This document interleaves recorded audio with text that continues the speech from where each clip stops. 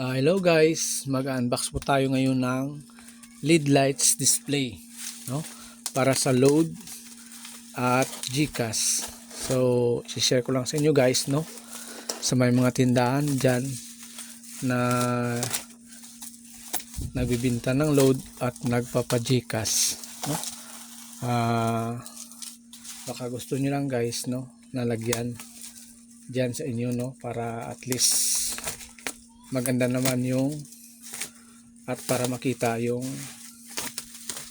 signage na GCash at eLoad. Nabili ko pala ito guys sa Lazada lang. I-share ko lang sa inyo sa may mga tindahan dyan na baka gusto nyo lang na lagyan. At least may i-share man ako sa inyo, no? Dahil sa nagbibinta din ako ng load at GCash, no? Sa Shopee ko lang pala ito guys nabili dahil sa naka-sale ang product na ito, no? Sukatin natin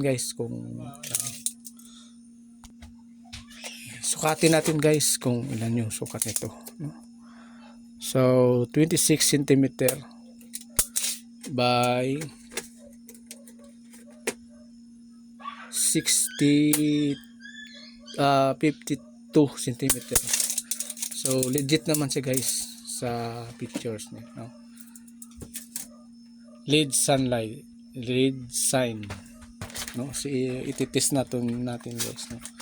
Kung gumagana ba siya, no? Sa may nagbibinta dyan ng load lang.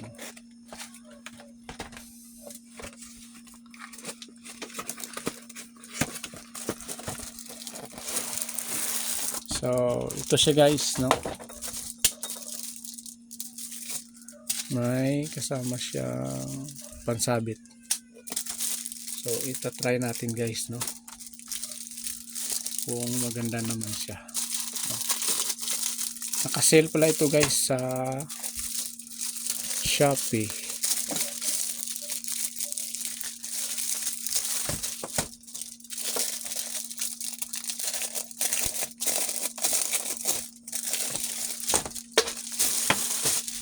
I-share ko lang ito guys para magka-idea kayo, at kung gusto nyo lang na lagyan dyan sa tindahan nyo, sa may mga tindahan dyan na,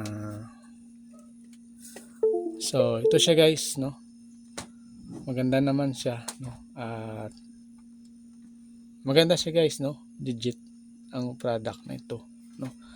Sa gustong mag-avail nito, gustong bumili nito sa Shopee lang guys, naka-sale po ito, no? At yan, maliwanag naman at maganda yung pagka bright niya, ang color niya, no? So sa may mga tindahan lang guys, no? Baka gusto nyo na palagyan dyan, no? At least malalaman nila kung may GCash dyan o naglo-load sa inyo. So guys, yan lang po guys, no? Para makatulong man lang, no? Maganda talaga pag may sign age o signboard, signage lights na pang load o pang GCash dyan sa tindahan nyo o kung nagbibinta kayo ng load. So yan lang po guys, salamat.